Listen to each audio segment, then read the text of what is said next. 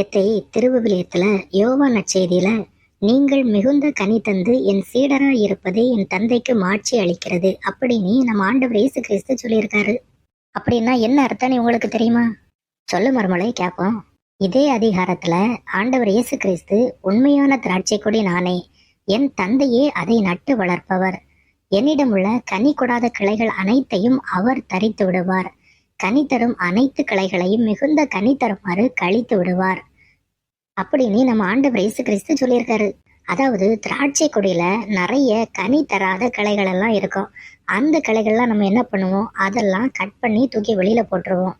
கனி தரக்கூடிய கிளைகளை என்ன பண்ணுவோம்னா கவனமா கவாத்துன்னு சொல்லுவாங்க, அதுல சரியான இடத்துல கட் பண்ணி விட்டோம்னா அது இன்னும் நிறைய திராட்சை கனிகளை கொடுக்கும். அது போலதான் இன்னைக்கு கிறிஸ்தவர்கள் நான் ஆண்டவர் இயேசு கிறிஸ்துவோட திருமுழுக்கின் வழியா இணைஞ்சிருக்கேன், அதனால நான் மீட்பு பெற்றுருவேன் அப்படின்னு நம்மளை நாமளே ஏமாத்திக்கிட்டு இருக்கோம்.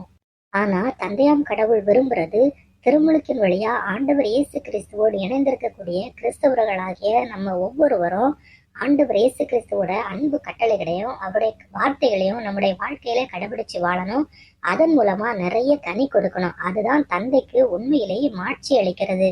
இப்போ ஆண்டவர் இயேசு கிறிஸ்துவோட இணைஞ்சிருக்கக்கூடிய கிறிஸ்தவர்கள் வெறும் கடமைக்காக மட்டுமே இருந்துட்டு ஆண்டவர் இயேசு கிறிஸ்துவோட அன்பு கட்டளைகளையும் அவருடைய வார்த்தைகளையும் கடைபிடிச்சு வாழல, அதன் வழியா கனி கொடுக்கல அப்படின்னா ஆண்டவர் இயேசு கிறிஸ்து அவங்க எல்லாரையும் தன்னுடைய திராட்சை கொடியிலிருந்து கட் பண்ணி விட்டுருவாரு. அதாவது அவருடைய மீட்பு திட்டத்திலிருந்து அவங்கள எடுத்துருவாரு, அதாவது விலக்கிடுவாரு.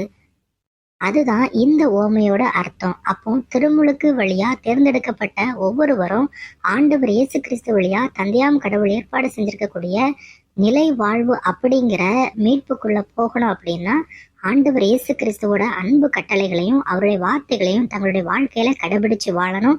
அதை மற்றவங்களுக்கும் கற்றுக் கொடுத்து மிகுந்த கனி கொடுக்கின்ற பிள்ளைகளாக வாழணும். அப்படி வாழ்ந்தா எல்லாருக்கும் நிலை வாழ்வு என்பது உறுதி. ஓ அப்படியா? என்ன மக்களே, என் மருமவ சொன்னது உங்களுக்கு புரிஞ்சிருக்கும்னு நினைக்கிறேன். சிந்திங்க, செயல்படுங்க.